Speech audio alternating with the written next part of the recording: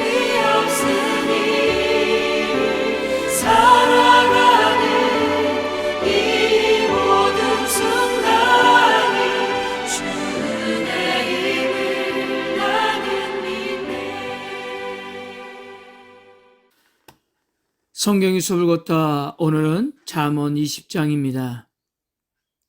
오늘 잠언 20장 1절에서 11절까지는 19장 마지막 단락에서 시작된 거만한 자, 게으른 자, 미련하고 어리석은 자에 대한 잠언이 계속 이어지고 있습니다. 1절은 술에 대한 잠언입니다. 우리가 아는 것 같이 유대인들은 포도주를 즐겨 마셨어요. 하지만 술을 조심해야 한다는 분명한 의식은 가지고 있었습니다. 발효된 포도주는 알코올 함량이 7에서 10%인데요. 이것을 그냥 먹는 것이 아니라 물에 타서 마셨습니다. 대개의 경우 포도주 한 잔에 물 3잔을 타서 마시는 것이 관리였다고 합니다. 이렇게 하면 알코올 농도는 2% 정도가 되는데 이런 포도주를 히브리어로 야인이라고 불렀습니다. 그러나 물을 타지 않는 포도주도 있는데 히브리어로 셰카르라고 부르며 이것이 바로 독주입니다. 이스라엘 백성 사이에는 이 독주가 금지되었던 거예요. 잠언 성경 기자는 이런 포도주와 독주를 의인화하여 거만하게 하는 자와 떠들게 하는 자로 묘사하는데요. 이들을 친구처럼 묘사하여 이들과 같이 놀다가 유혹당해 지혜를 잃어버리는 것을 설명하는 것입니다. 술은 마시게 되면 괜히 용감해지고 교만해져 함부로 말하고 시끄럽게 소리를 지릅니다. 지혜라는 것은 정신이 맑은 상태에서 나오는 것이고 그래야 제대로 판단하고 결정을 내릴 수 있기 때문입니다.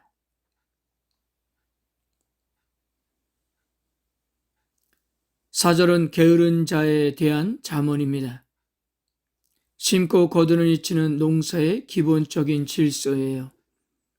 우리나라는 봄에 심고 가을에 거두지만 이스라엘은 주로 가을에 심고 늦은 봄에 거둬들입니다. 왜냐하면 여름은 건기로 비가 거의 오지 않기 때문입니다. 겨울은 우기로 지중해성 기후로 그다지 춥지 않고 그래서 식물이 잘 자랄 수 있습니다. 이렇게 심어야 거두지만 게으른 자는 심지 않으므로 거둘 수 없고 구걸한다 해도 얻을 수가 없다는 것을 말합니다. 우리가 아는 것처럼 곡식을 심고 가꾸는 과정은 고되고 힘든 과정이에요. 그러므로 게으른 자는 힘든 과정에는 참여하지 않고 거두는 곳에 가서 곡물을 얻겠다는 심산이었던 것입니다. 4절과 동일하게 게으름에 대해서 말하고 있는 13절의 경우도 빈궁하다로 번역된 펜 피바레시는 재산을 상속하지 못할 것이다라는 뜻입니다. 즉, 게으른 아들에게 부모는 재산을 물려주지 않을 수 있다는 의미예요. 그래서 너의 눈을 뜨라라는 것은 정신을 차려라라는 의미인 것입니다.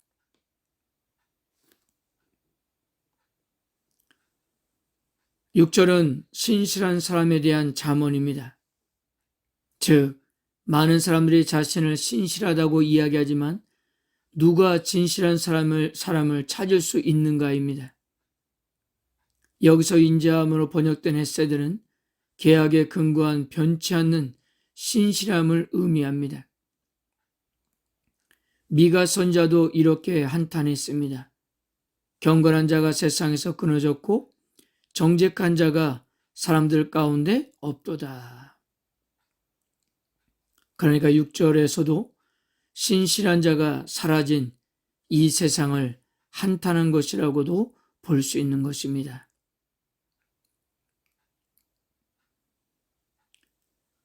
구절은 죄의 보편성에 대한 잠언입니다. 이 세상의 어느 누구도 자기 스스로 죄를 사하였다고 말할 수 없습니다. 의인으로 알려진 욥조차도 자신의 무죄함에서 자유할 수가 없었습니다. 사실 누가 스스로 하나님 앞에서 깨끗하다고 할 수 있을까요? 죄를 짓지만 여호와 앞에 죄를 드러내 고백하고 순종하는 자를 하나님께서는 의롭다고 인정해 주시는 것입니다.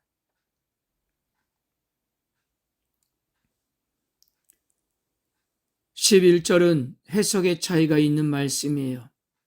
나타내다 라는 번역어로 번역된 나카르는 이것을 어떻게 해석하는가가 의미가 전혀 달라지기 때문입니다. 첫째, 나카르를 알리다, 인식하다로 번역하면 어린이라도 그들의 행동으로 그들이 청결하고 정직한지를 알릴 수 있다입니다.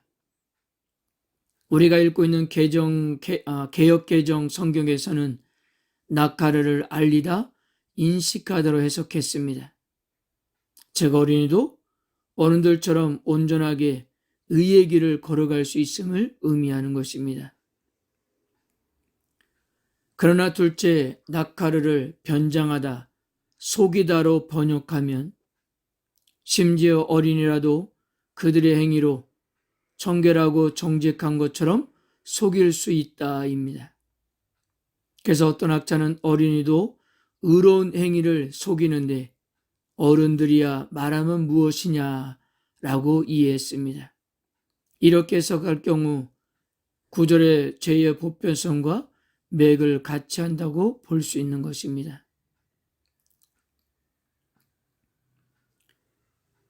20장에서 크게 두 단락으로 나눠져 12절 이후에는 말과 상거래에 대한 잠언이 주를 이루고 있습니다.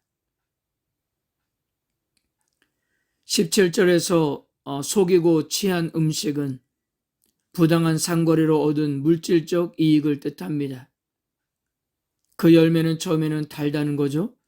그러나 그 단맛에 길들여지면 입안에서 빵을 먹는 것이 아니라 모래를 씹어야 할 상황이 온다는 것입니다. 그러니까 잠언 성경 기자는 듣고 보는 것에서의 유혹뿐만 아니라 맛에 대한 유혹의 이미지를 가져와 인간의 욕심을 경계하고 있는 것입니다.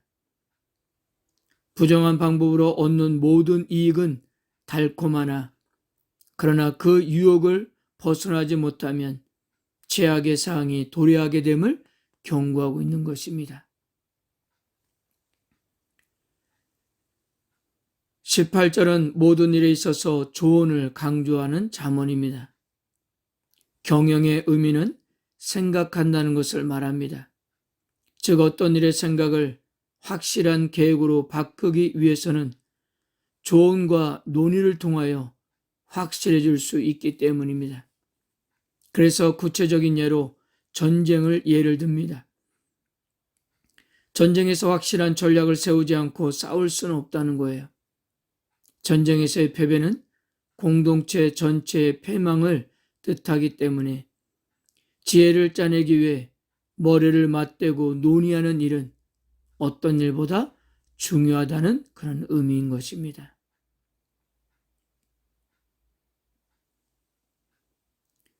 20절은 말의 오용에 대한 것으로 부모를 저주하는 자녀에 대한 경고입니다. 부모를 공경하는 일은 고대 이스라엘 사이에서 근본이었습니다.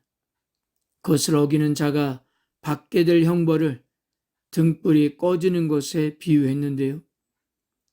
성경에서 등불은 가족을 잇는 은유로 이렇게 사용되었습니다. 따라서 부모는 자녀에게 생명의 등불을 주어 살아가게 한 것인데요.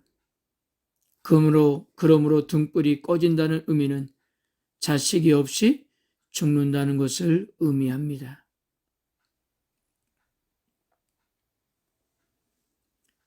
22절은 복수에 대한 잠언입니다. 잠언 성경기자는 어떤 악한 일을 당하더라도 직접 복수에 나서지 말아야 한다고 가르치는데요.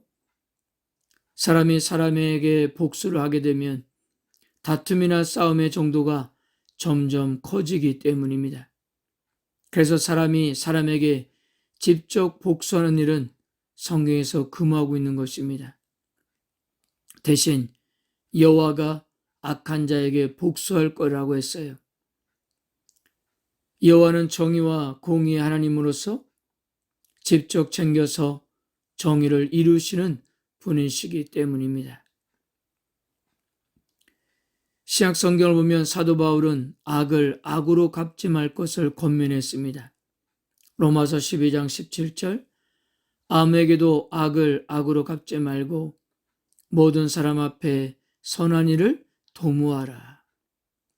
데살로니가전서 5장 15절 삼가 누가 누구에든지 악으로 악을 갚지 말게 하고 서로 대하든지 모든 사람에게 대하든지 항상 선을 따르라.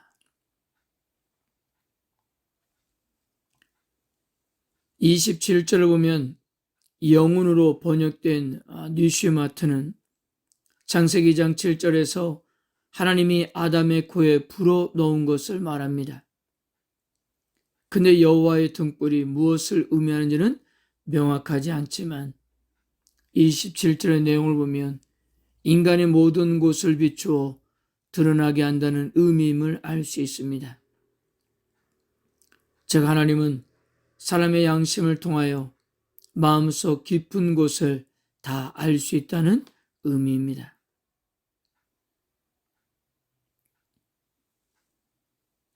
이 29절은 젊은이와 노인의 아름다움을 대비시킨 잠언입니다. 젊은이는 힘을 자랑하지만 노인은 백발을 자랑합니다. 젊은이는 육체적으로 강한 힘을 가지고 있지만 절제적인 혈기로 인해서 지혜가 부족합니다.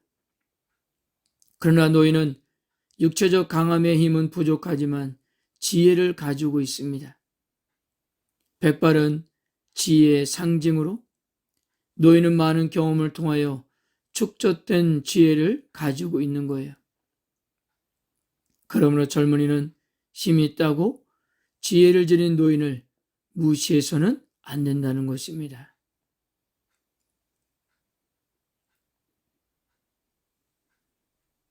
사랑하는 성도 여러분, 잠언은 한자로 바늘잠, 말씀언을 씁니다. 즉 바늘로 찌르듯 가르치는 말씀이라는 뜻입니다. 내면의 모습을 위한 말씀으로 태도와 추구하는 방향에 따라 인생이 달라질 수 있음을 가르치고 주어 있는 것입니다. 그러므로 오늘 잠언 20장에서도 소개된 말씀을 통해서 여러분들의 인간관계, 경제활동, 사회생활이 좀 더 지혜롭게 이루어지기를 바랍니다. 그리고 무엇보다도 우리의 삶이 아무리 치열하다 해도 그리스도는 성급하게 판단하지 말고 인내하며 기다릴 줄 알아야 하겠습니다. 하나님의 역사를 소망하며 하나님의 때와 방법을 기다리는 자세가 필요한 거예요.